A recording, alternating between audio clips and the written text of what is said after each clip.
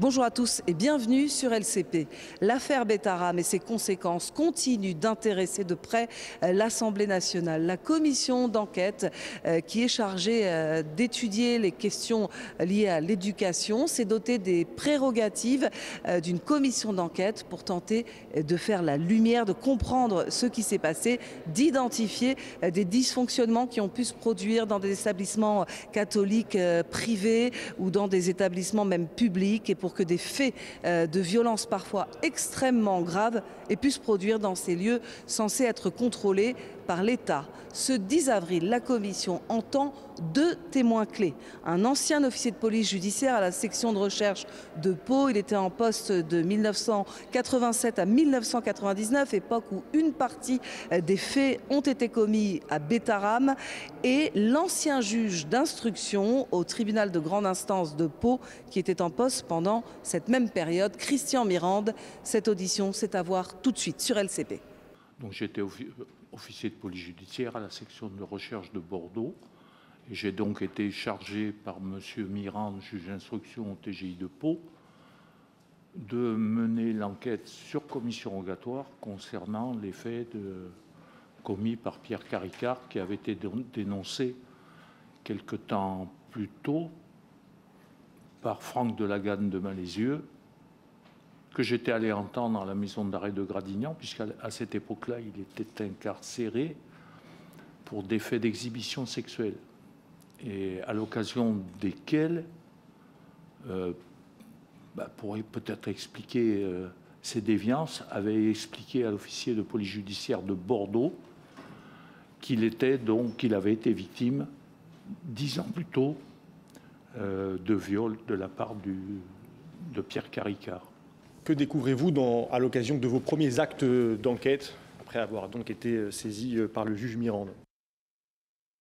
Alors, j'ai débuté tout simplement par l'audition de Franck Delagane de Malaisieux, une audition qui a été très longue, puisque, en fait, je n'en étais pas à ma première enquête sur des viols. Et il m'apparaissait nécessaire déjà de me convaincre personnellement de la véracité ou éventuellement de l'affabulation de Franck Delagane de Malaisieux. Donc c'est une audition qui a dû durer de 10h, 10h30 le matin, puisque je suis allé l'extraire de Gradignan. Et j'ai le souvenir que j'ai téléphoné le soir à Gradignan pour qu'on lui conserve un repas. Donc, ce qui veut dire qu'il y a eu à peu près 5 à 6 heures d'audition. Donc, je suis ressorti convaincu de ce que m'avait dit Franck Delagane, sachant que je l'avais mis en garde dès le départ, et il était bien placé, puisqu'il était incarcéré, pour savoir que s'il tenait des propos mensongers à l'égard de Pierre Caricart,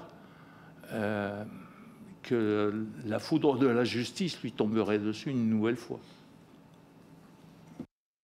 Pierre Caricart est alors le chef de l'établissement Betaram. Avez-vous connaissance rapidement, après cette audition, de potentielles autres victimes de violences sexuelles, de viols du père Caricart?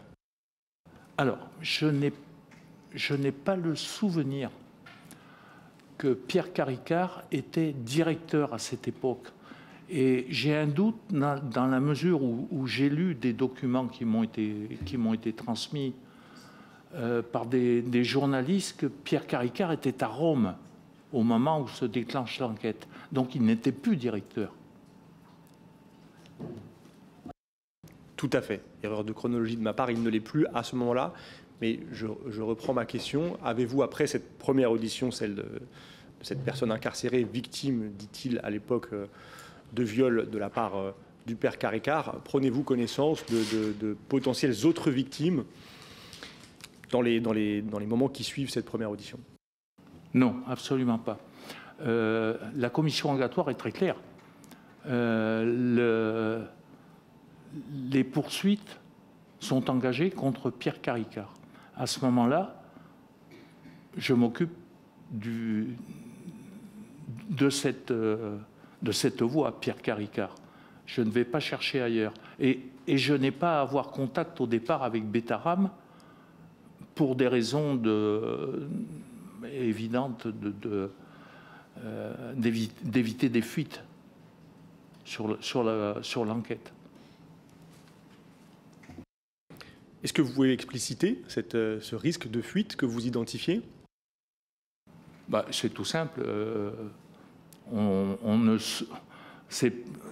Dans une enquête, il n'y a pas... Comment dirais-je? On ne prévient pas par avance les gens qu'on va les interpeller. Donc, par discrétion, on évite tout contact potentiel qui puisse éveiller quelconque soupçon. Vous pouvez revenir sur la date à laquelle vous entendez cette victime potentielle, la date qui est celle du placement en garde à vue ensuite de Pierre Caricart. Alors, il faut savoir que à la section recherche, nous n'étions que 12 à l'époque, donc on traite de nombreux dossiers. À cette époque-là, je terminais de traiter un dossier d'escroquerie qui m'avait pris plus d'1 an. Donc, d'après ce que j'ai lu, et ça, c'est pas mes souvenirs, c'est quelque chose de plus récent, j'ai dû commencer cette enquête en décembre 97. J'ai dû entendre Franck Delagane peut-être début 98, et ce n'est qu'en mai que j'ai entendu Pierre Caricart. Vous l'entendez en mai et vous vous rendez au tribunal de Pau pour le présenter au juge Mirande le 25 mai 1998. C'est le 26, la présentation. Très bien, le 26 mai 1998. Le 16 février dernier, 2025, sur TF1, vous avez déclaré qu'en arrivant ce jour-là au tribunal, le juge Mirande vous aurait déclaré, je vous cite, « Il y a un problème, la présentation va être retardée. Le procureur général demande à voir le dossier et M. Bayrou est intervenu auprès du procureur général qui demande à voir le dossier. » Est-ce que vous confirmez cette déclaration? Alors, je reprends les termes. M. Mirande m'attendait devant la porte de son bureau. Il m'a dit que la présentation était prévue à 14h. Donc, moi, j'étais là à 14h avec Pierre Caricart. M. Mirande m'attendait à la porte de son bureau et il m'a dit « Monsieur Hontan, la présentation est retardée. Le procureur général demande à voir le dossier. Il y a eu une intervention de M. Bayrou. Point. »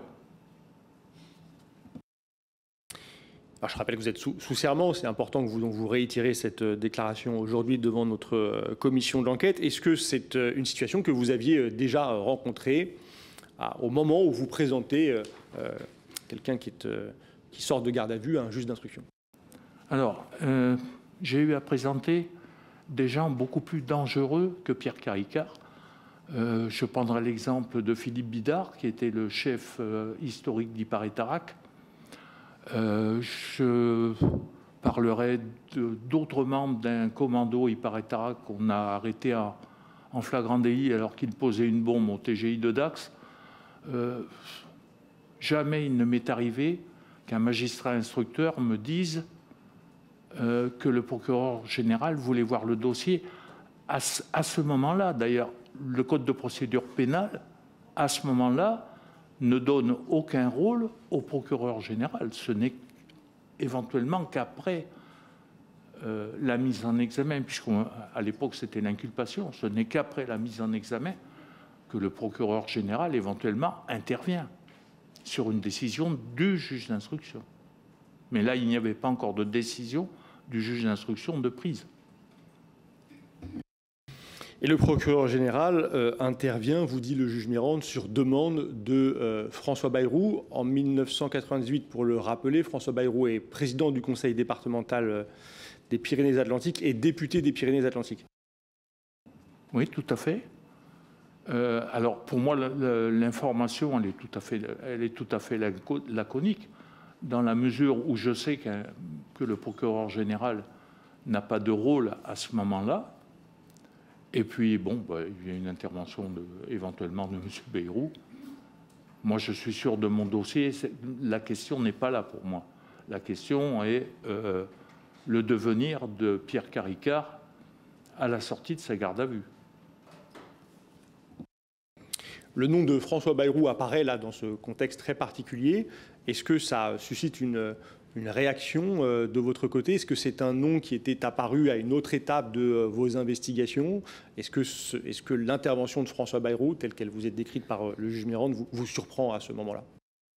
Oui, effectivement, je suis surpris, mais comme je vous le dis, pour moi, c'est une information tout à fait laconique, parce qu'à ce moment-là, la question qui se pose pour moi, c'est le devenir de Pierre Caricart, qui est un violeur. Comment décririez-vous cette intervention du procureur général sur demande de François Bayrou? Est-ce qu'il s'agit d'une intervention dans une procédure judiciaire en cours? Oui, puisque j'amène... alors, lorsqu'on va présenter un individu à un magistrat instructeur, et là c'était le cas, j'arrive avec l'ensemble de la procédure et Pierre Caricart. Donc je remets la procédure à M. Mirande. Après, moi j'attends. Bien sûr, c'est votre rôle. Le 15 février dernier, à l'occasion d'une conférence de presse tenue à Pau en présence des victimes de Bétara, François Bayrou a affirmé n'avoir jamais connu le père Caricart. Et vous venez pourtant de nous indiquer qu'il avait sollicité son dossier en passant par le procureur général en 1998. Avez-vous une explication à ce qui peut apparaître comme une contradiction? Alors, je n'ai pas dit que M. Bayrou avait sollicité son dossier. J'ai dit que le procureur général avait demandé à voir le dossier, ce qui est différent. C'est tout à fait différent. Le procureur général a demandé à voir le dossier sur demande de François Bayrou, vous dit le juge Mirande? Alors, M. Mirande m'a dit, le procureur général demande à voir le dossier, il y a intervention de M. Bayrou. Très bien, donc on peut supposer, là c'est moi comme rapporteur qui fait cette supposition, qu'en 1998, François Bayrou sait qui est le père Caricart, puisqu'il demanderait au procureur général d'accéder à son dossier. Et je veux, dans cette chronologie, confronter ce propos, enfin cette intervention de 1998, au propos que François Bayrou, Premier ministre, tient à la mairie de Pau en 2025, où il indique ne pas connaître, n'avoir jamais connu le père Caricart. Le 17 février dernier, dans le journal Sud-Ouest, le Premier ministre a déclaré « Il n'y a jamais eu d'intervention de ma part auprès de quiconque, ni sur cette affaire, ni sur aucune autre ». Il parle de l'affaire du père Caricart.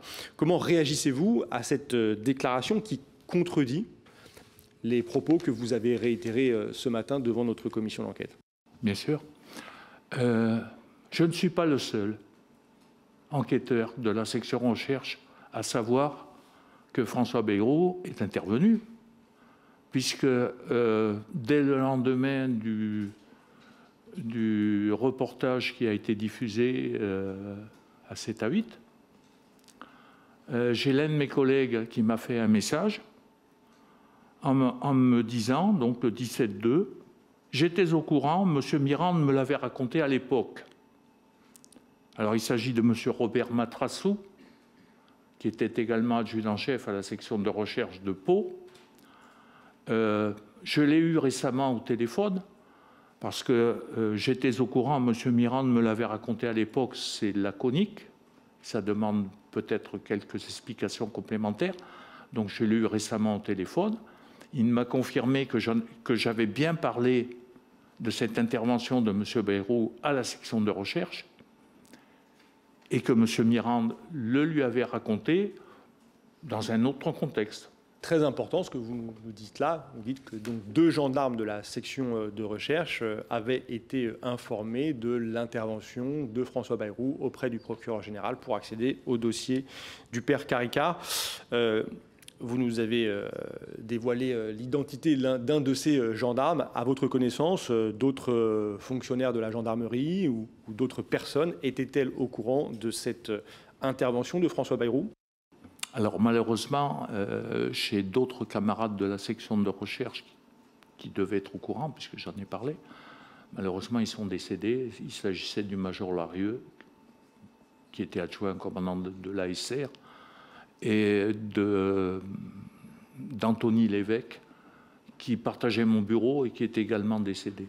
Monsieur Hontan, est-ce que des pressions s'exercent sur vous depuis la révélation par la presse de cette affaire Betaram? Alors, je parle des révélations qui sont intervenues à partir du mois de février 2025. Non, à part les médias, je n'ai subi absolument aucune pression. Très bien. Et dans une interview que vous avez donnée au journal Mediapart le 26 février dernier, ce sera ma dernière question, vous demandez l'ouverture d'une enquête administrative. Est-ce que vous pourriez revenir sur cette demande et peut-être nous expliquer pourquoi vous l'avez fait? Alors, je me suis mis en colère après Mediapart dans la mesure où je n'ai jamais tenu ces propos. D'ailleurs, l'édition du matin était avec ce titre, l'édition du soir était tout à fait différente. Le titre de l'édition du soir était tout à fait différent. Quant à l'interview en lui-même, il correspondait tout à fait à ce que j'avais déclaré. Je vais revenir sur le moment où vous êtes devant le bureau du juge Mirande et vous attendez. La présentation au juge était donc prévue le 26 mai 1998 à 14 h. Vous attendez. Est-ce que vous pouvez décrire ce qu'il s'est passé ensuite? On est dans un couloir et on attend.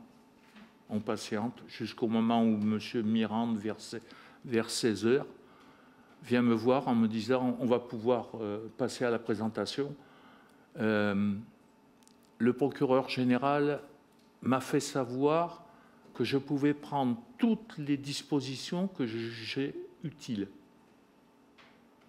Donc M. Mirande, lui, il a brièvement entendu Pierre Caricart et il l'a placé sous mandat de dépôt. Et je l'ai conduit à la maison d'arrêt de Pau.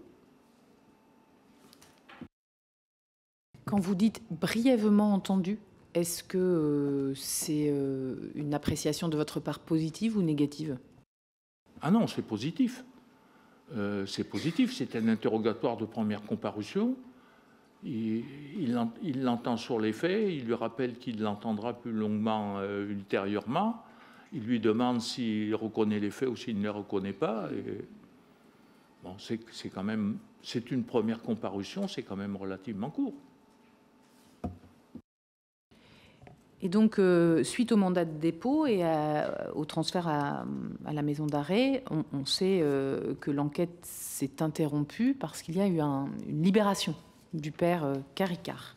Je vois vos sourcils qui se lèvent.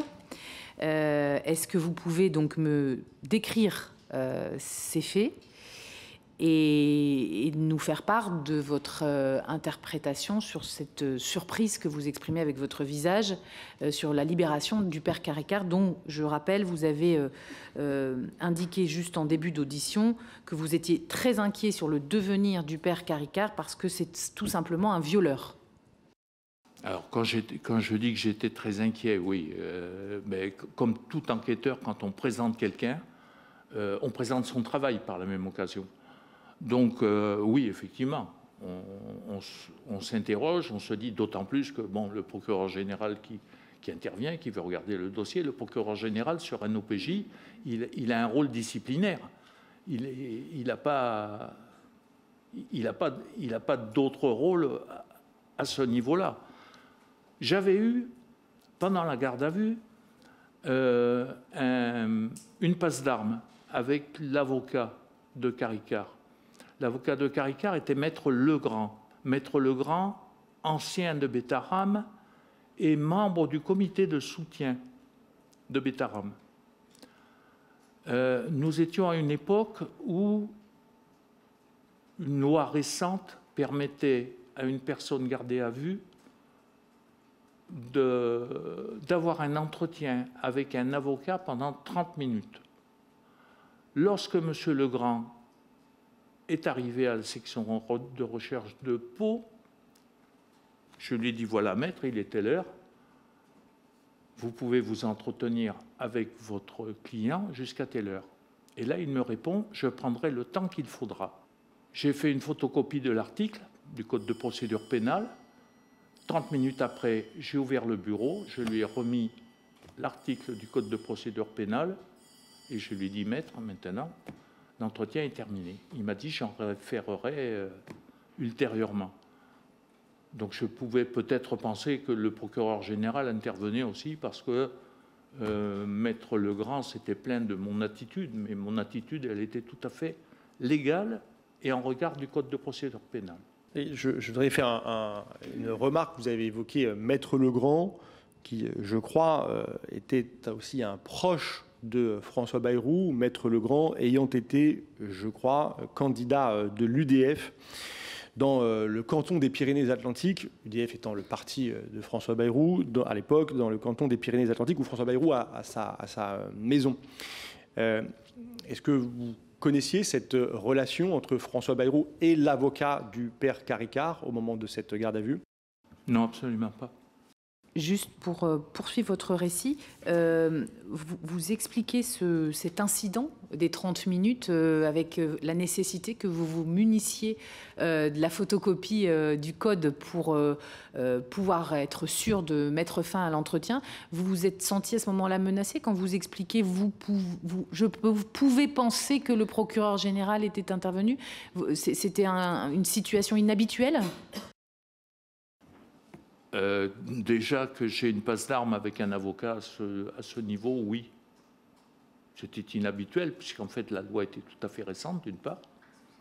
Et puis, je n'ai jamais eu d'autres passes d'armes avec un avocat, si ce n'est, bon, éventuellement, lorsque j'allais déposer devant une cour d'assises en tant que directeur d'enquête.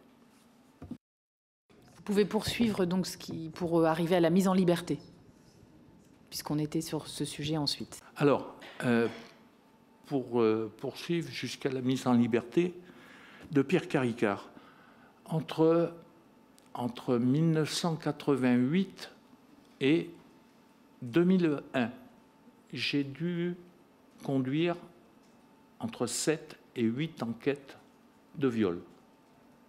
Sur les 7 ou 8 enquêtes de viol, alors si on part du chiffre 7, 5 ont vu leur auteur comparaître devant une cour d'assises en prolongement de leur détention provisoire.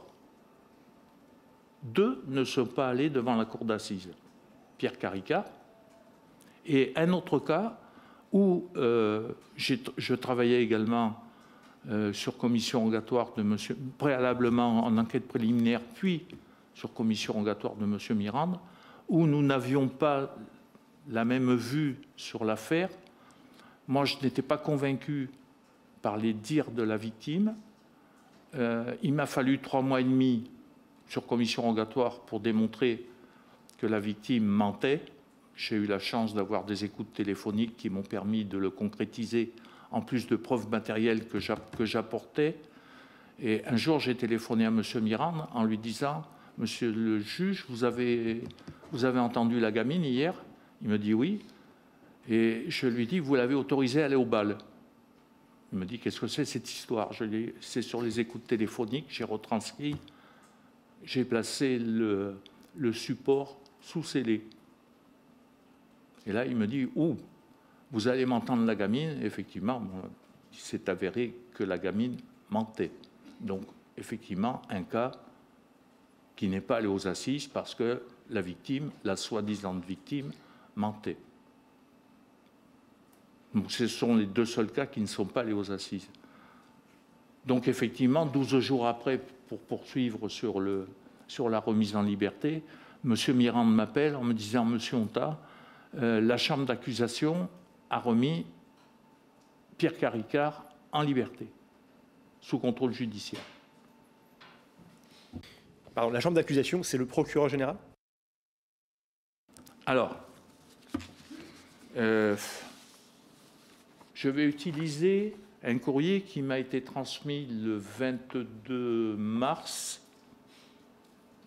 février,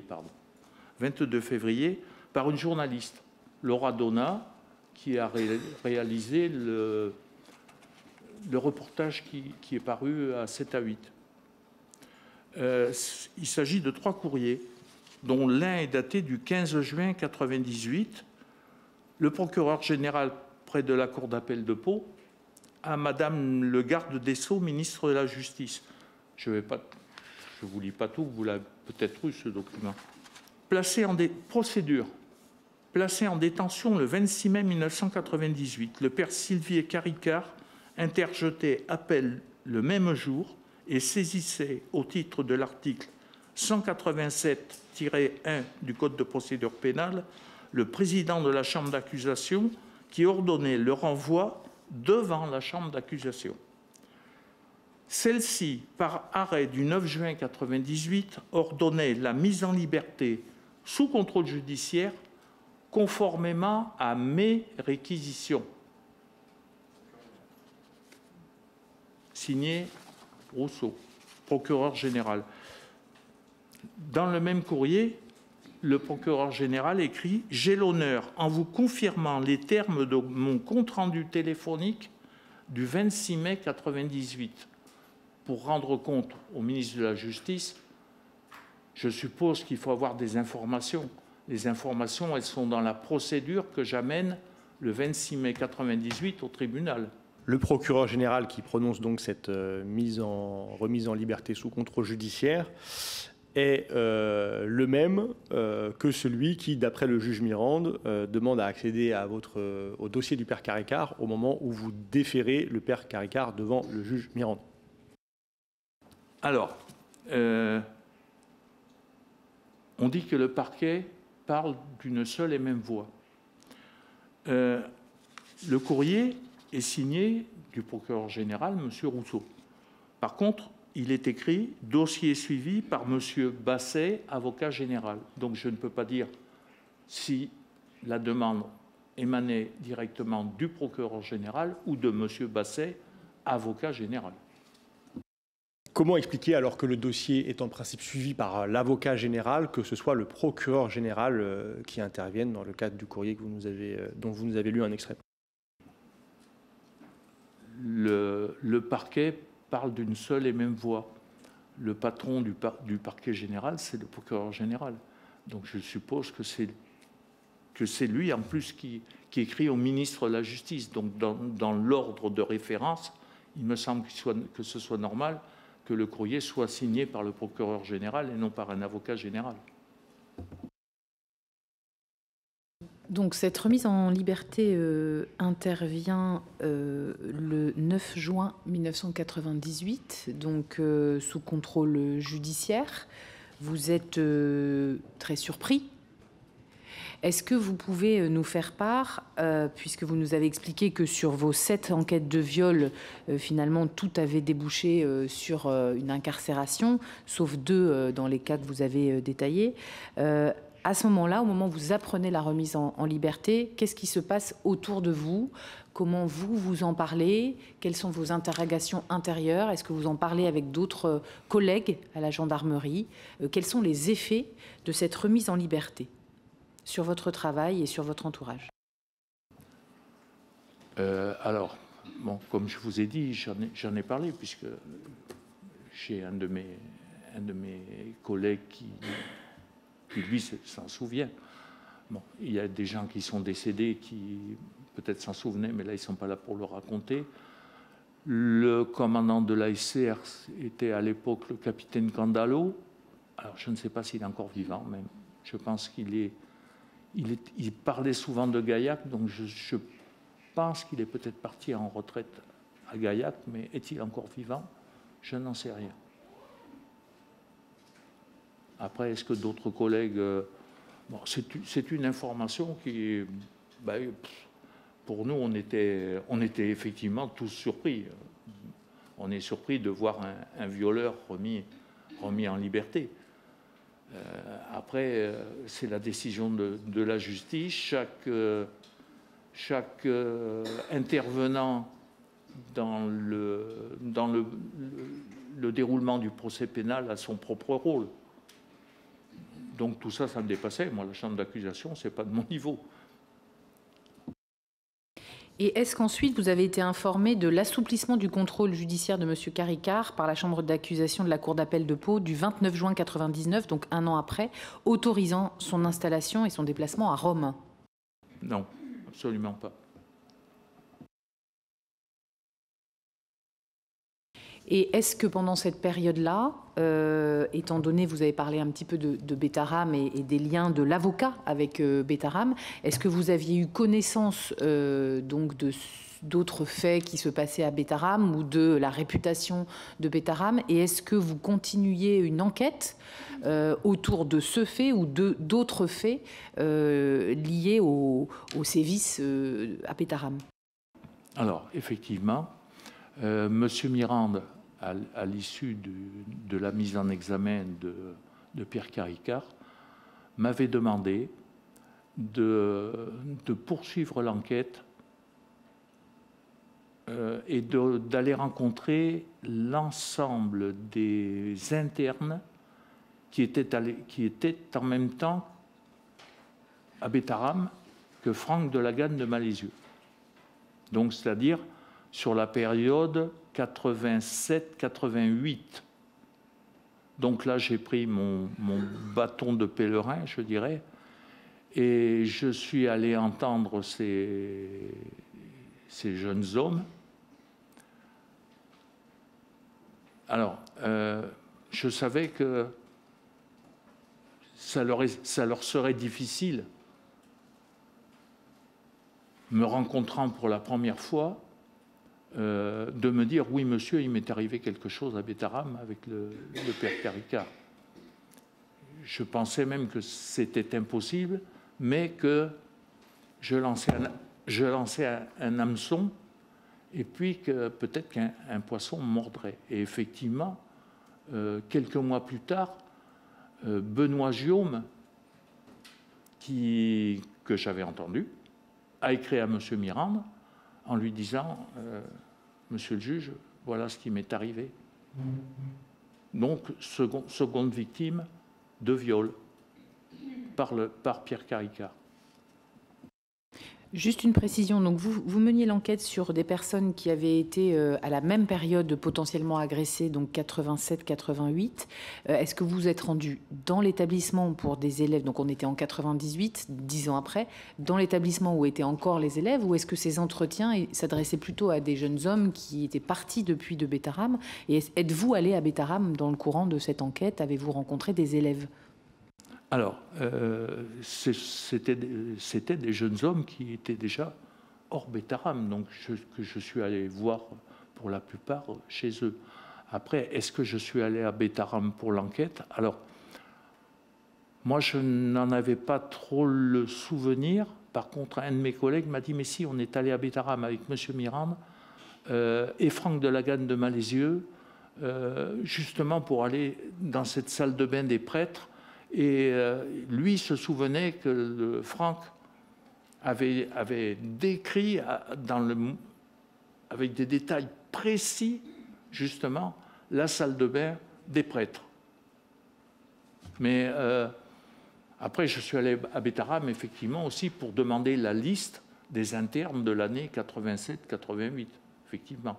Mais je n'ai pas eu à interroger des élèves de Betaram à l'époque où je suis intervenu en 98, puisque ça ne faisait pas partie de façon de la commission rogatoire. Cette visite rapide à Betaram en présence du juge Mirande, elle intervient au début de l'année 1988, au moment de l'audition de la victime? Non, elle a dû intervenir après la mise en examen de Pierre Caricart. Il s'agissait d'un transport sur les lieux. Et l'enquêteur qui me rappelle ça était spécialiste de police technique, donc c'était lui qui faisait les reportages photos, etc. Alors, est-ce que même moi j'y étais? Franchement, j'en ai pas le souvenir, peut-être. Mais bon, c'est un acte de procédure parmi des milliers.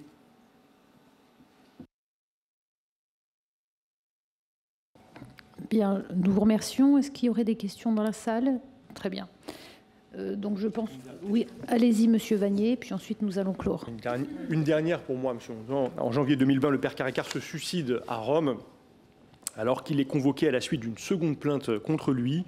Avez-vous reçu consécutivement à ce suicide des critiques directes ou indirectes concernant votre travail d'enquête? Le cas échéant, pourriez-vous développer? Non, ni critique directe, ni critique indirecte.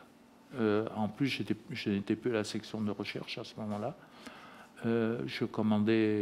J'étais parti commander à ma demande une brigade proche de Pau. Il n'empêche que j'ai continué, malgré ça, à travailler sur ce dossier, puisque M. Mirand, un jour, m'appelle à mon nouveau poste et me dit « Monsieur Honta, je viens de recevoir le rapport d'autopsie venant d'Italie. Est-ce que vous pouvez passer le lire ?» Donc je lui dis oui, je me rends à son bureau, je lis le PV et je lui dis non, il y a un problème. Il y a un problème, le cadavre mesure 1,71 m. Pierre Caricart, qui est resté avec moi 36 heures, donc j'avais le souvenir de la taille, était beaucoup plus petit que moi. Il me dit, vous êtes sûr? Je lui dis, écoutez, vous me faites une commission rogatoire, je vais de suite à la préfecture, je vais rechercher une trace de demande de carte d'identité. Effectivement, je reviens avec la demande de carte d'identité, 1,53 m ou 1,57 m. Donc, c'est ce qui a d'ailleurs amené le fait qu'il y ait à nouveau autopsie, exhumation et autopsie du corps de Pierre Caricart. Puisqu'en fait, on ne savait pas trop si le cadavre qui était dans le cercueil était bien le sien. Et effectivement, quand on a ouvert le cercueil, puisque j'ai assisté à l'exhumation, j'ai été chargé, moi, bien que ce ne soit plus mon poste à la SR, d'organiser l'exhumation et les suites, à savoir la conduite à Pau au funérarium, toute la partie administrative qu'on peut avoir à mettre en place lors d'une exhumation, et la montée du fémur à Bordeaux, chez M. Doutremepiche, pour l'ADN. Oui, allez-y. Dans les derniers articles de presse où vous vous êtes exprimé, vous avez parlé globalement d'un échec judiciaire, d'une procédure qui aurait subi des interventions et d'une occasion manquée de protéger d'autres enfants. Enfin, je résume ce que j'ai retenu de vos différentes expressions publiques. Est-ce que, pour conclure cette audition, vous pourriez préciser rétrospectivement votre vision sur la gestion de cette affaire par le système judiciaire et éventuellement politique de l'époque? Oui, je confirme. Je suis parti entendre ces jeunes hommes qui avaient quitté peut-être certains vétérans depuis 4 ou 5 ans, qui auraient pu se sentir à la limite libres de parler, même si c'est difficile d'avouer qu'on a été violé. Mais il y avait peut-être effectivement une ouverture de porte là qui aurait pu faire qu'ils commencent à parler. Ils ont certainement lu dans la presse, puisque ça avait fait quand même dans la presse relativement de battage, que Pierre Caricart avait été remis en liberté. Quand on entend des gens qui maintenant disent « mais même dans notre famille, on ne voulait pas qu'on en parle. Même dans notre famille, on ne nous croyait pas. » Comment voulez-vous qu'un jeune homme qui voit un enquêteur arriver et vous interrogez sur ce qu'il a pu se passer à Bétarame, vous interrogez sur ce qu'il a pu se passer quand il partait en camp de vacances, je pense à Benoît Jaume, qui allait en camp de toile avec Pierre Caricart. Comment voulez-vous qu'on puisse parler quand on sait que la justice ne semble pas croire la première victime qui s'est exprimée? Oui, c'est particulièrement décevant, parce qu'on aurait pu peut-être, à cette époque-là, entraîner d'autres témoignages, et peut-être qu'il y aurait eu un encouragement à parler. Il y a des gens qui maintenant sont confrontés par le problème de la prescription, parce qu'ils n'ont pas parlé suffisamment tôt. Alors, je fais peut-être de la justice-fiction, mais si Caricart était resté à la maison d'arrêt de Pau, peut-être qu'il ne se serait pas suicidé, peut-être qu'il serait allé devant les assises, même sûrement, et certainement qu'on n'aurait pas perdu 10 ou 20 ans, parce que peut-être que, allez, en 2000, au vu des assises et de la condamnation qui aurait été prononcée contre lui, eh bien, d'autres gens se seraient mis à parler, ce qui n'a pas été le cas. Il a fallu attendre, 2020 pour que tout se déclenche. Non, c'est trop tard. Bien, nous vous remercions, Monsieur Autant. Avant de nous quitter, Monsieur Vanier a une question, et puis moi j'aurai une question ensuite aussi. Non, pardon, ce n'est pas une question, mais comme vous avez, cette audition a été très riche, très précise, je veux vous remercier, Monsieur Autant, et vous nous avez apporté des éléments. Est-ce que vous avez une dernière déclaration à faire devant notre commission d'enquête? Est-ce qu'il y a un point sur lequel nous ne vous aurions pas interrogé, qu'il vous paraîtrait nécessaire d'évoquer devant nous? Non, il y a éventuellement des polémiques journalistiques que j'ai pu lire, mais je ne veux pas rentrer dans ce débat. Bon, donc je voulais vous demander aussi si vous aviez quelque chose à ajouter, ça c'est fait. J'aimerais, moi, vraiment souligner, en tout cas, votre sagacité, c'est-à-dire vous avez été précis et clair, et c'est important pour nous. Donc, nous vous remercions d'abord d'être venu, mais d'avoir répondu avec vraiment beaucoup de sincérité et de précision. Pour conclure cette série d'auditions sur les violences dont ont été victimes de nombreux élèves de Notre-Dame de Bétharram pendant des décennies, nous accueillons par visioconférence M. Christian Mirande, juge d'instruction au tribunal de grande instance de Pau du 1er janvier 1989 au 1er septembre 2002. Cette audition vise à appréhender le traitement judiciaire des plaintes pour viol ayant mis en cause l'ancien directeur de l'établissement Notre-Dame de Bétharram, décédé depuis, Pierre Caricart, et d'identifier le cas échéant des défaillances de l'État dans le traitement de cette affaire.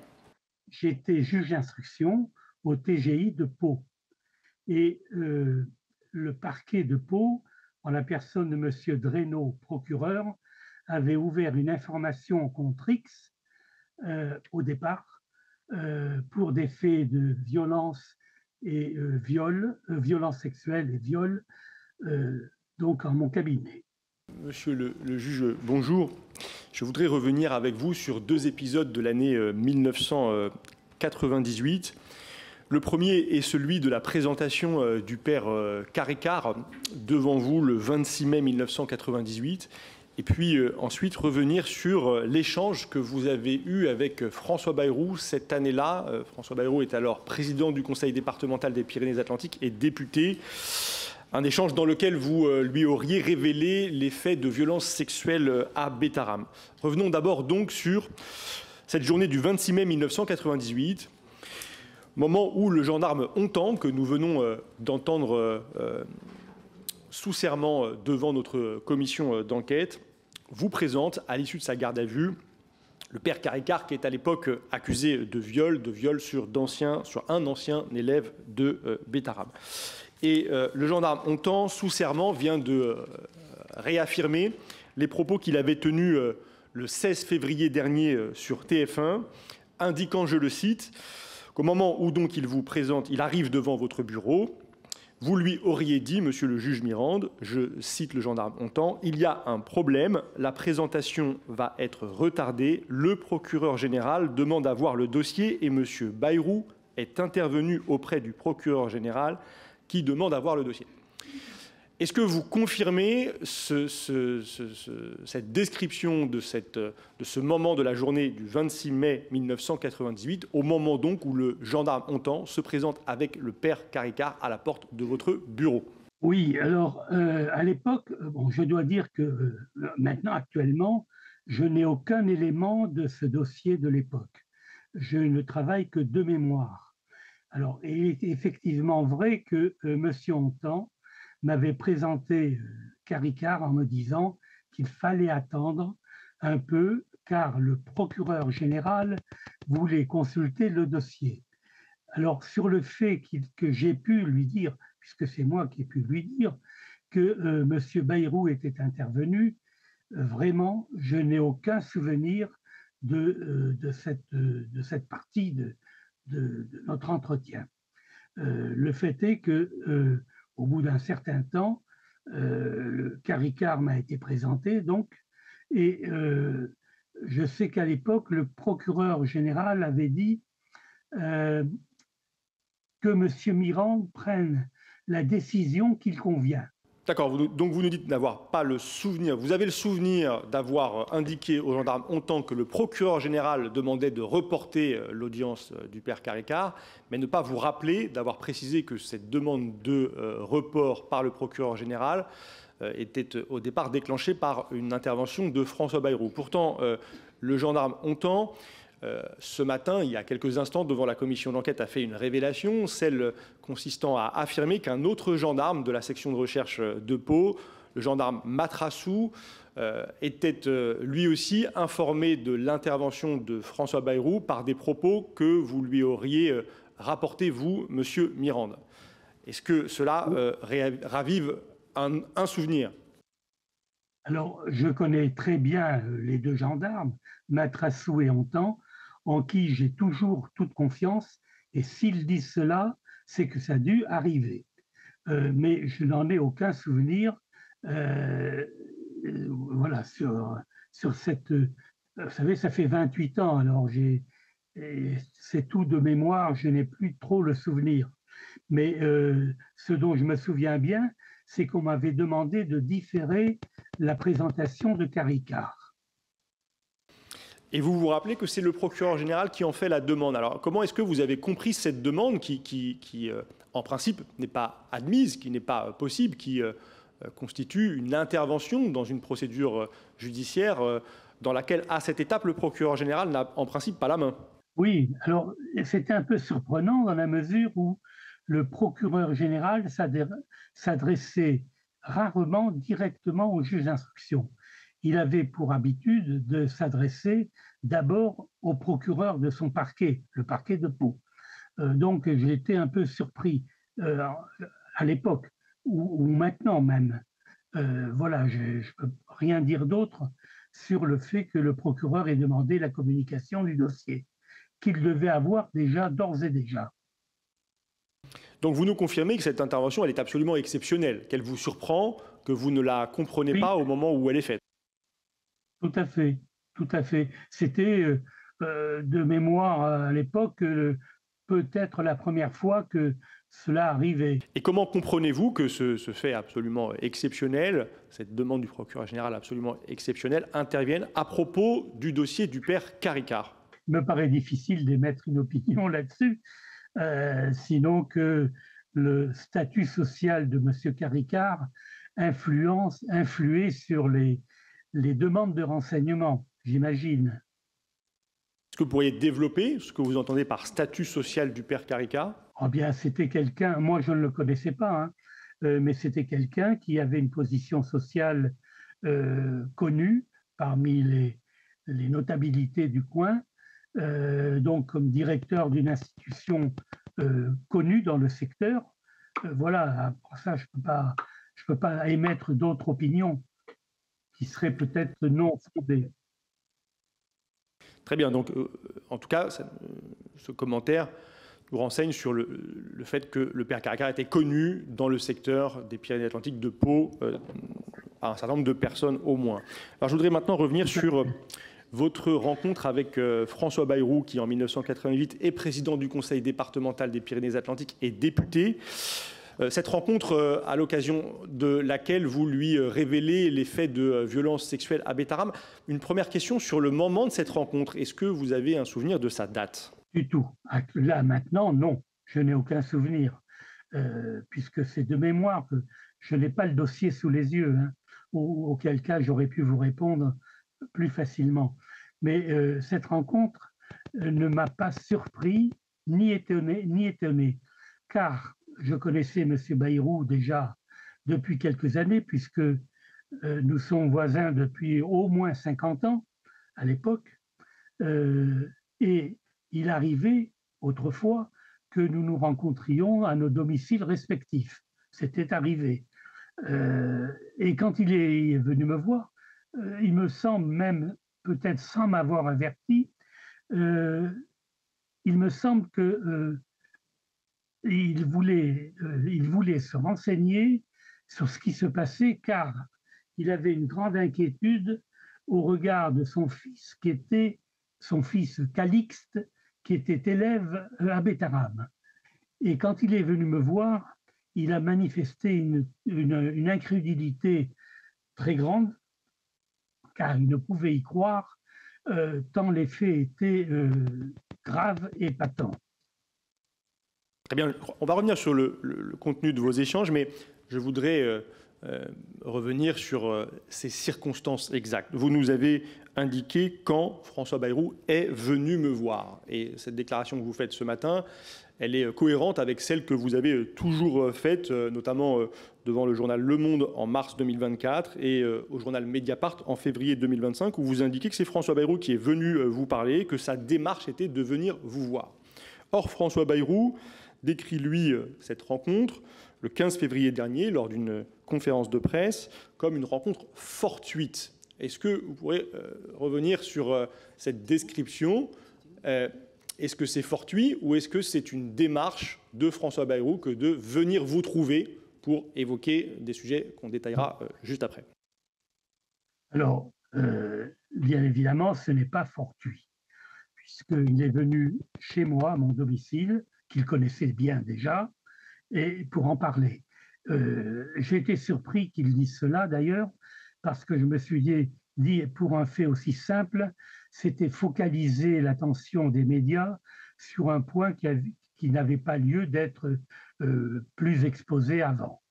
Donc, je n'ai pas très bien compris sa démarche, parce que je crois qu'il a commencé par nier la rencontre, ensuite, il a dit que c'était fortuit pour admettre qu'on s'était rencontrés. Alors, voilà, je ne peux rien dire d'autre, mais ce n'était pas fortuit du tout, puisqu'il a fait la démarche de venir à mon domicile. Alors c'est très clair et je rappelle que vous êtes sous serment, vous nous dites que c'est une démarche de François Bayrou et qu'il vient à votre domicile. François Bayrou, lui, le 15 février 2025, déclare que cette rencontre, elle a eu lieu sur un chemin, parce qu'il vous aurait croisé sur un chemin, donc fortuitement sur un chemin. Vous nous confirmez que c'est bien chez vous que cet échange a eu lieu? Tout à fait, c'est bien chez moi. Et d'ailleurs était présente une de mes filles avec un de ses amis et qui, à ce moment-là, pour ne pas gêner l'entretien, sont montés dans une chambre, à l'étage. Très bien. François Bayrou déclare également que vous auriez abordé ce sujet des violences sexuelles et des crimes du père Caricart, je cite le Premier ministre, au détour d'une phrase.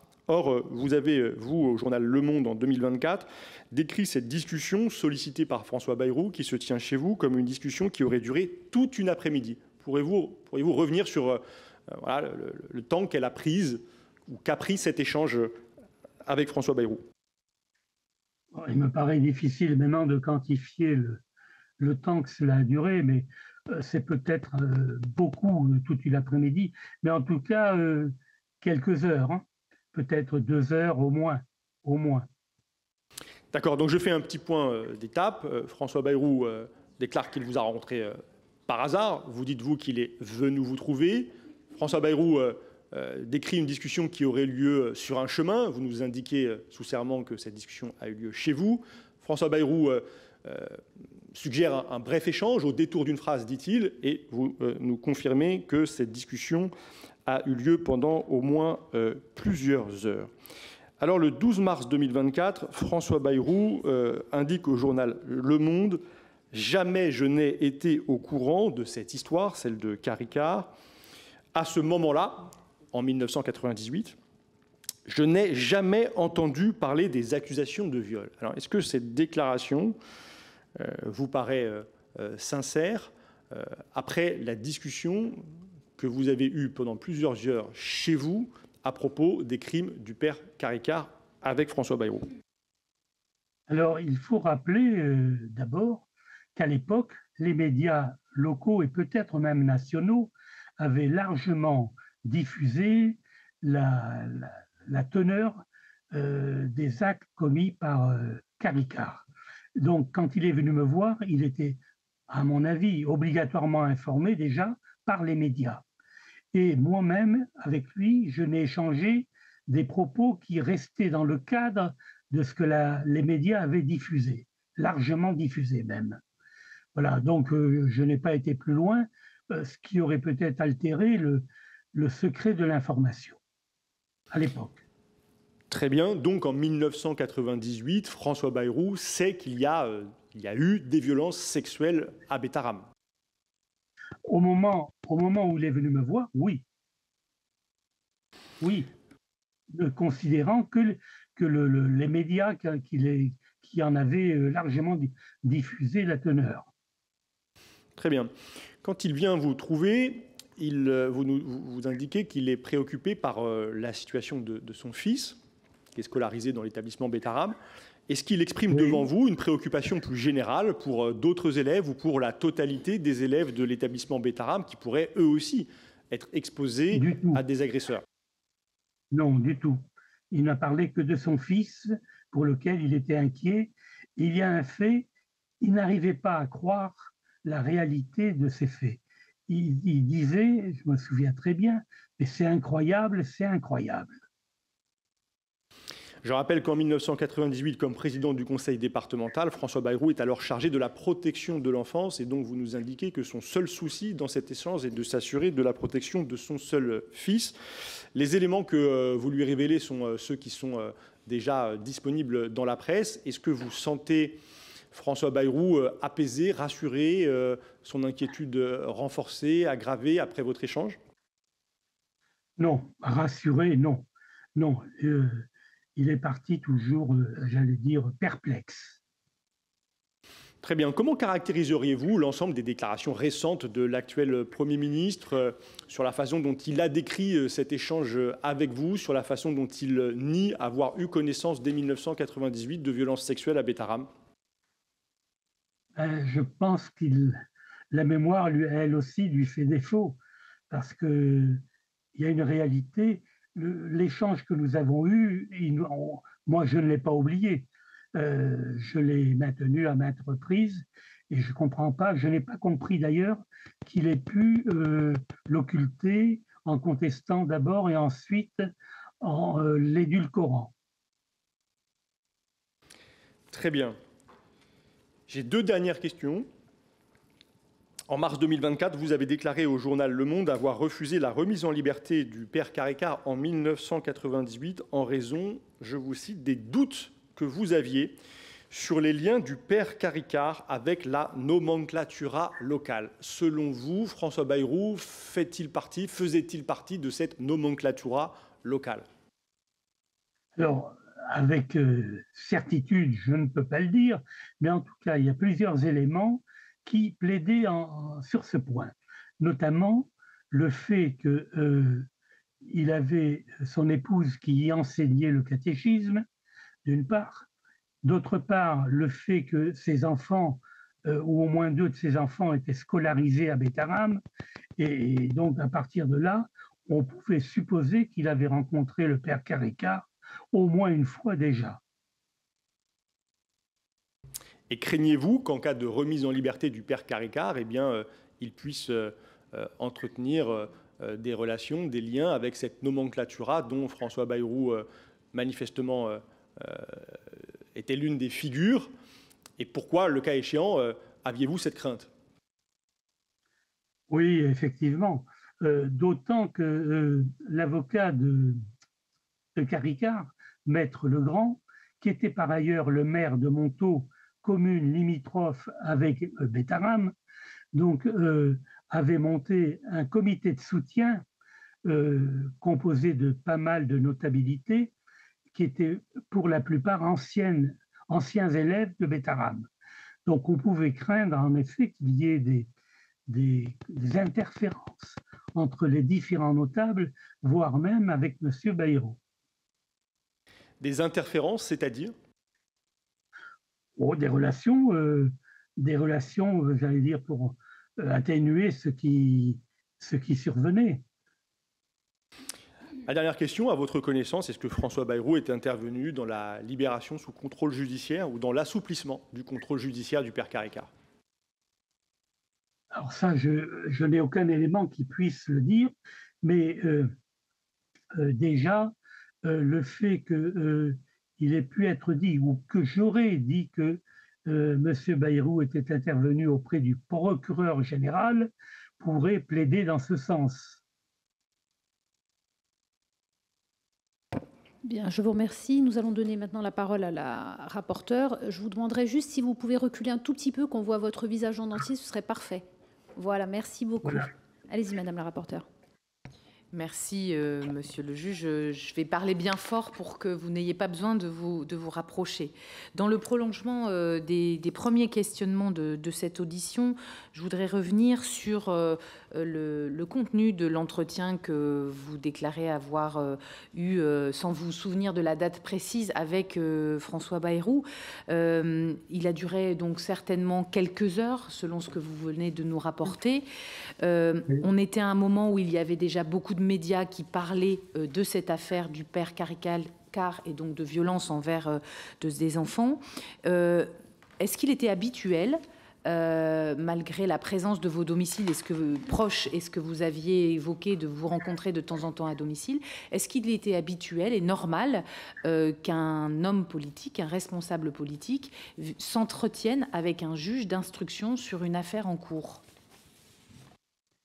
Oui, à l'époque, ça ne m'a pas surpris au regard de ce qu'était M. Bayrou et que nous étions des voisins qui entretenaient une relation amicale, peut-être pas suivie, mais en tout cas assez fréquemment. Donc, je n'avais pas été surpris de sa démarche. Et d'autant que les médias avaient déjà largement exposé les faits, j'allais dire, ça ne mangeait pas de pain pour moi d'en parler avec M. Bayrou à l'époque, d'en parler, j'allais dire, à bâton rompu. Alors, à bâton rompu, vous avez un souvenir d'une discussion qui a duré longtemps et en même temps, vous nous indiquez qu'il ne s'agit finalement que du sujet de l'affaire Caricart et que de la crainte sur l'un des enfants. Et donc, comment expliquez-vous que ça ait duré aussi longtemps? Est-ce que, par exemple, vous avez évoqué les sujets de réputation de Betaram ou de lien de Betaram avec son environnement? Sur quoi, globalement, ces heures de discussion dont vous vous souvenez auraient porté longuement? Non, je n'ai pas un souvenir si précis, 28 ans après, de l'étendue de nos discussions. En tout cas, le sujet principal était bien Betaram et les faits commis par Caricart, qui pour moi étaient déjà bien établis, révoltants et même voire ignobles. Ce que je n'avais pas caché à M. Bayrou.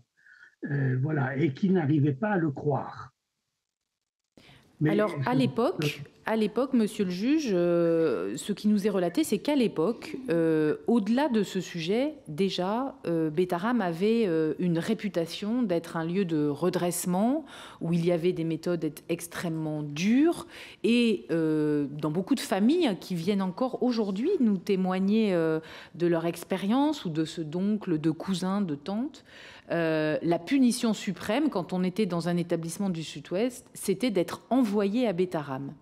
Est-ce qu'au moment de cette conversation, au-delà du sujet du viol dont M. Caricart était soupçonné, est-ce que vous aviez connaissance, est-ce que Betaram, vous pouvez vous souvenir de ce dont vous parliez quand vous parliez de l'établissement Betaram? Alors, à l'époque, comme citoyen, je connaissais Betaram, comme pratiquement tous les habitants de la région, comme étant un établissement rigoureux, à une discipline de fer et une éducation à l'ancienne.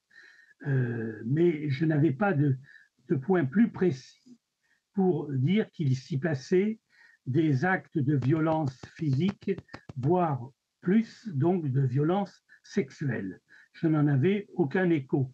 Mais comme citoyen, je connaissais la réputation de Betaram, et même mieux, il se disait que Betaram avait des succès brillants en ce qui concernait la réussite de ses élèves, des résultats brillants, notamment sur le plan scolaire, concours, etc. Je n'en savais pas plus. Alors, vous avez tout à l'heure évoqué des faits ignobles en parlant du viol dont le père Caricart était accusé et pour lequel il a été donc déféré. Quelle a été votre réaction lorsque vous avez appris la remise en liberté du père Caricart le 9 juin 1998? Est-ce que dans votre expérience, cette remise en liberté était probable, attendue? Est-ce que vous sentiez les choses venir? Vous avez parlé de la notoriété et de l'influence du père Caricart. Est-ce que vous avez été surpris? Est-ce que c'était habituel ou inhabituel comme décision? Alors, je vais essayer de modérer mes propos. Quand j'ai appris sa remise en liberté, j'ai été surpris parce que c'était une décision contre toute attente. Il suffisait de lire, ne serait-ce que cela, la déclaration de la première victime, Franck, dont je me demande si je rappellerai le détail, peut-être.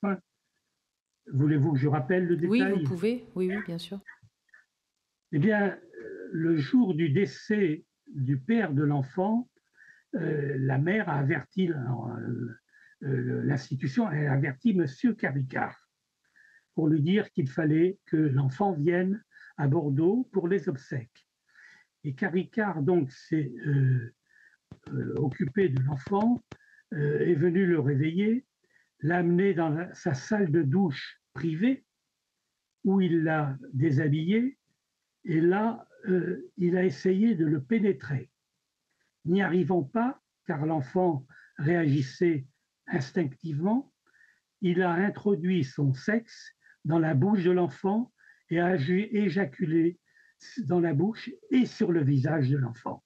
Quand je parle de faits ignobles, leur ignominie me suffit largement pour l'évoquer. Donc l'enfant est violé, ce qui n'était pas la première fois apparemment pour cet enfant, puisque d'autres faits étaient survenus à l'occasion dans les dortoirs. Il faut savoir que ces faits et d'autres qui sont survenus plus tard concernaient principalement l'internat, les enfants en internat, et non pas les enfants en externat ou demi-pension dont faisaient partie les enfants de M. Bayrou. Vous avez dit, monsieur le juge, je vais modérer mes propos quand je vous ai posé la question de votre réaction à la libération, la remise en liberté du père Caricart sous contrôle judiciaire. Est-ce que vous pouvez, sans modérer vos propos, exprimer ce que vous avez ressenti et dit autour de vous au moment où vous avez appris cette nouvelle? J'ai été révolté par cette nouvelle. Car la simple lecture du premier procès-verbal d'audition de la première victime était tellement édifiant qu'à aucun moment on n'aurait pu penser qu'une remise en liberté serait intervenue, à aucun. Et ça m'a révolté, et pas moi seulement. J'avais 2 greffières à l'époque qui partageaient avec moi le même sentiment. Et d'autres personnes d'ailleurs dans le tribunal, y compris un certain nombre d'avocats, sauf ceux qui évoluaient dans le sillage de l'avocat de Caricart, Maître Legrand. Donc, je ne comprenais pas la mesure qui avait été prise. Je ne la comprenais vraiment pas. D'autant plus que les motivations, j'ai rappelé d'ailleurs dans mes réponses écrites qu'on peut faire dire à des motivations une chose et son contraire. C'est très facile. Et là, c'est ce que la chambre d'accusation avait motivé de façon, j'allais dire, pas habituelle, mais presque habituelle, pour justifier la remise en liberté de Caricart. Vous exprimez donc à la fois votre sentiment de révolte et vous expliquez ici, sous serment, que vous avez discuté avec de nombreuses personnes dans votre entourage, des greffiers, des avocats, en commentant cette décision qui donc révoltait un certain nombre de personnes. Est-ce qu'à l'époque, vous avez pu mener une action? Est-ce qu'en tant que juge d'instruction, il y avait quelque chose à faire? Alors, à l'époque, en tant que juge d'instruction, il n'y avait rien à faire. J'avais les bras coupés, disons. Les seules voies de recours que j'avais, ben, j'en vois pas tellement. Qu'est-ce qu'il aurait fallu faire? Non, je ne vois pas ce que j'aurais pu faire. C'était me soumettre à la décision de la chambre d'accusation collégiale, d'ailleurs, puisqu'ils étaient trois, dont un président, et qui avait, comment dire, pris cette mesure sur réquisition du représentant du parquet général. Et je crois qu'à l'époque, c'était un avocat général, M. Basset, qui avait requis la remise en liberté, ce qui, d'une certaine manière, avait permis à la chambre d'accusation de prendre une décision qui l'a soulagée au regard de la personnalité de l'accusé.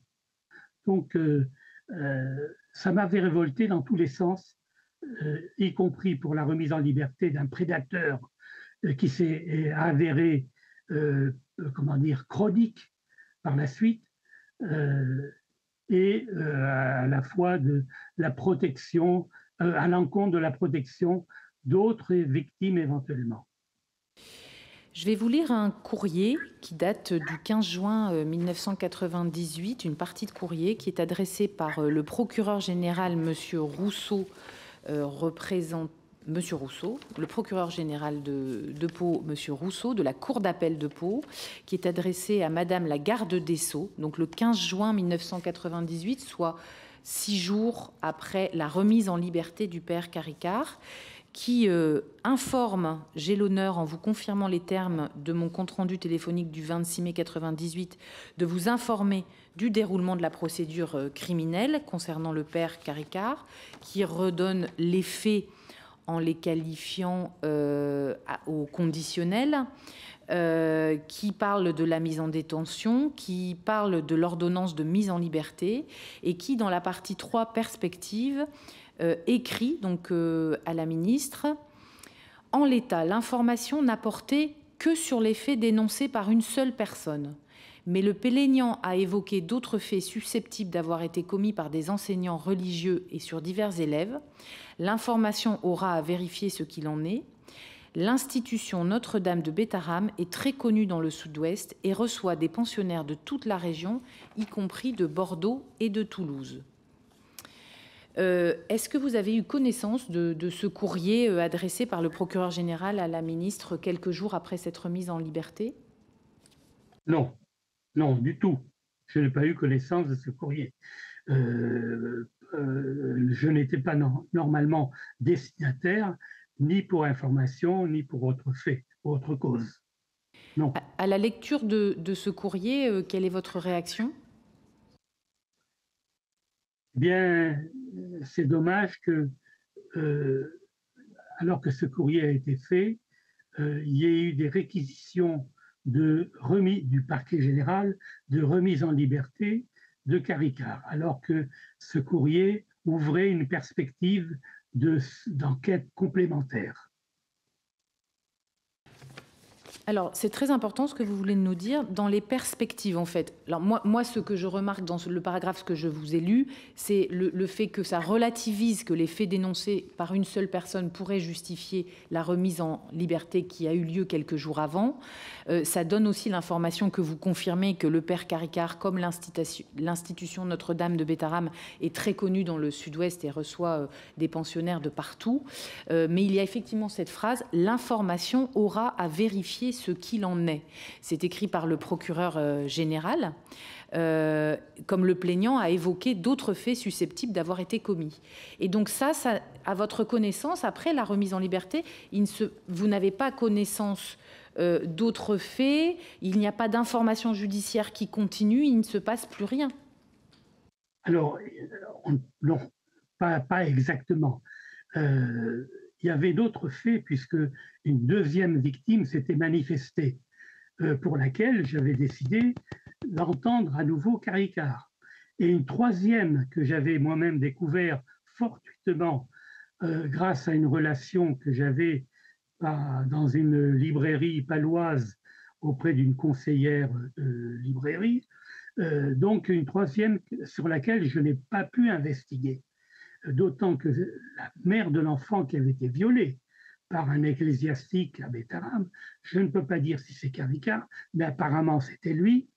La mère de cet enfant qui était femme de ménage dans l'institution ne voulait pas perdre son emploi en révélant ses faits concernant son fils. En fait, si je comprends bien, monsieur le juge, j'ai compris pour bien comprendre les suites de l'enquête suite à la remise en liberté conditionnelle du père Caricart. Vous avez poursuivi des investigations, ce qui nous a été d'ailleurs indiqué par les gendarmes, sur l'autre déclaration de viol, la seconde déclaration de viol, mais sur ce qui était dans ce courrier et sur le père Caricart lui-même et la première victime, après la remise en liberté, il n'y avait plus d'investigation sur ce sujet-là. Tout à fait. D'autant que Caricart était à ce moment-là à quelques 1000 ou 1500 kilomètres du lieu d'instruction de cette information. Donc, je voyais mal comment l'interroger à nouveau, le confondre, le confronter, procéder aux expertises médico-psychologiques, psychiatriques, à l'enquête de personnalité. Tout cela a été réduit à néant. Donc, ce que vous nous expliquez, c'est que la remise en liberté conditionnelle puis l'assouplissement du contrôle judiciaire du 29 juin 1999 l'autorisant à résider à Rome a empêché toutes les investigations complémentaires que vous venez de nous lister, qui auraient été possibles au regard du second viol déclaré et des déclarations d'autres cas rencontrés. Tout à fait, oui. Ça a rendu impossible la poursuite de l'information. On pourra me dire, oui, malgré la distance, vous auriez pu investiguer. Mais on connaît mal comment se déroule une information judiciaire à ce moment-là. Et pour terminer pour ma partie de questions, ensuite en 2000, le père Caricart s'est donc suicidé puisqu'il était convoqué à la suite d'une seconde plainte, donc il était quand même convoqué. Est-ce que quelle a été votre réaction suite à cette information? Quelles ont été les suites de l'enquête? Et est-ce qu'il y a eu des conséquences directes et indirectes de votre travail malgré le suicide du père Caricart qui a stoppé une partie de l'investigation? Oui, à la suite du suicide de Caricart, je me suis fait communiquer par les autorités italiennes le rapport d'autopsie.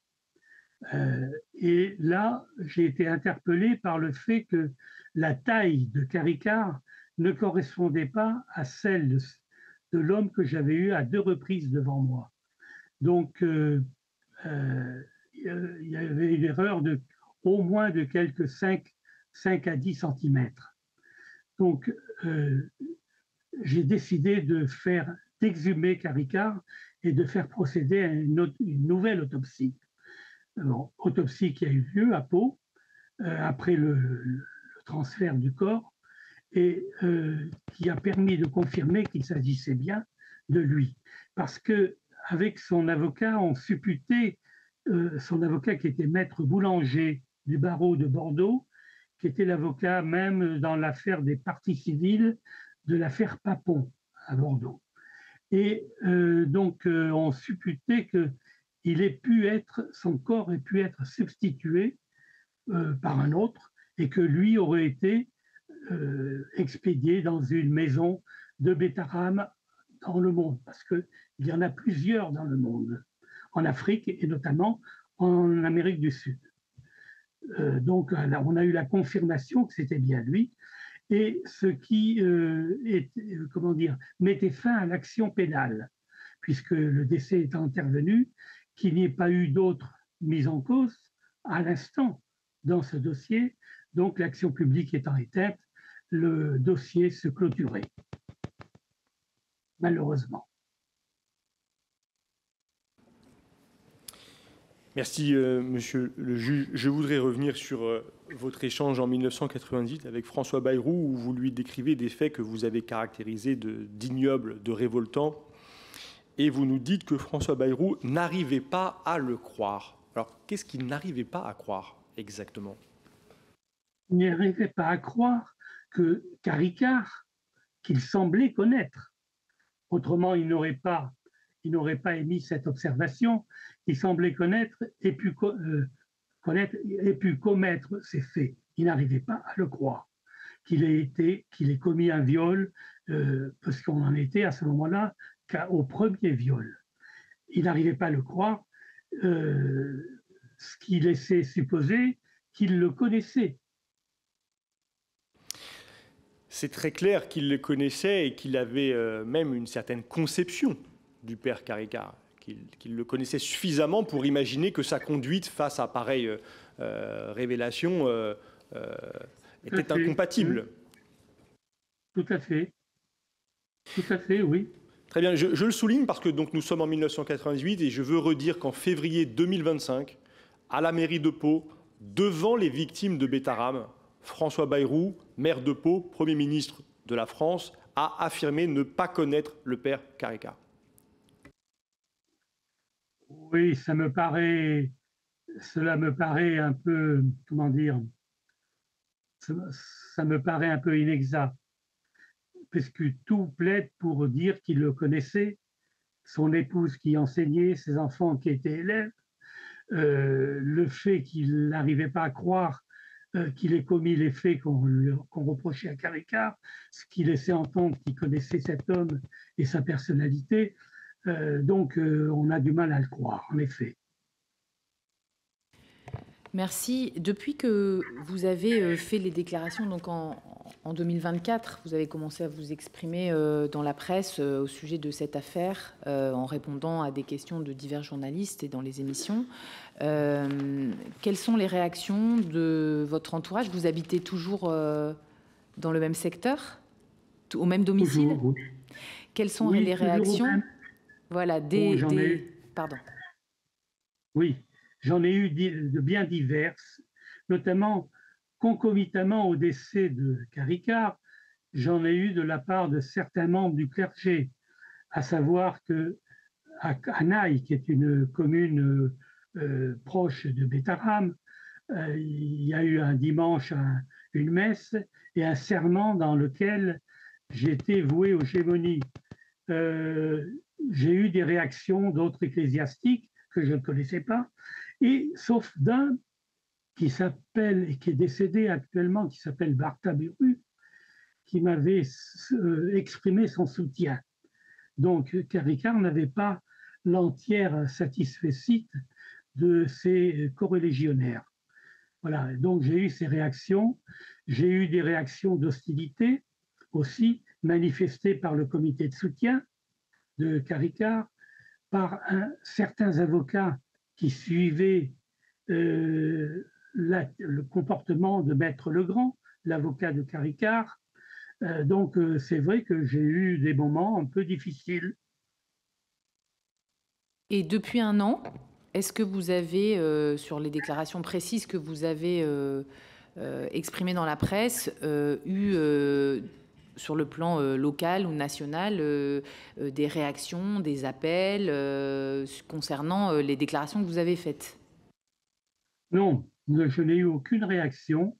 J'ai eu au contraire de la part des médias que j'ai pu rencontrer, comment dire, de la compréhension, un soutien, sachant le développement que cette affaire a eu, puisqu'on en est au moins pas loin de 200 victimes révélées. Donc, et je dirais même que les investigations qui ont été empêchées, je puisse les poursuivre par la remise en liberté, ont fait que peut-être aurions pu, nous, aurions pu déceler d'autres victimes et empêcher qu'elles le deviennent à l'époque. je dirais que c'est un dossier qui me laisse beaucoup d'amertume parmi les nombreux que j'ai eus et qui me laisse beaucoup de regrets. Merci, monsieur le juge. Je pense que nous sommes là aussi pour témoigner que la prescription est aussi un frein dans ce dossier et que des révélations auraient pu être faites avant si le dossier Caricard n'avait pas été très vite enterré. Et là, on l'entend largement dans cette commission d'enquête. Nous avons terminé de vous interroger. Si vous avez quelque chose à ajouter, n'hésitez pas à le faire. La première défaillance, j'avais dit que la gestion de cette affaire par la justice avait été désastreuse. Pourquoi? Parce que la première défaillance a été la remise en liberté de Caricard. La deuxième a été les mesures du contrôle judiciaire qui l'ont permis de vivre à l'étranger, obérant ainsi la poursuite de l'information et de l'enquête. Alors que j'avais sur cette affaire des enquêteurs hors pair, M. Hontan et M. Matrasso, en qui j'avais toute confiance et en qui je l'ai toujours encore.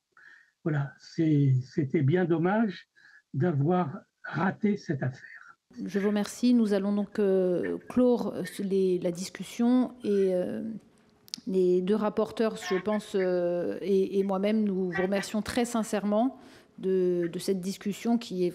Moi, je trouve que vous avez encore les idées très claires et de ce qui s'est passé notamment à l'époque. Et même s'il n'y a pas de document écrit, je pense que votre parole fait vraiment foi. Merci beaucoup. Voilà pour ces témoignages très forts que vous avez pu entendre, celui du policier qui était chargé des investigations lors de la première enquête conduite pour des viols commis à Notre-Dame de Bétharram, c'était à la fin des années 90. Et puis vous avez aussi entendu le magistrat Christian Mirande. Ce dernier avait assuré n'avoir aucun souvenir de son échange supposé qui avait été révélé dans la presse avec François Bayrou, le Premier ministre, qui sera d'ailleurs entendu lui aussi par la commission d'enquête. Ce sera lors d'un temps plus politique. Ainsi se termine cet épisode. Rendez-vous très bientôt sur LCP pour voir ou revoir un autre moment parlementaire.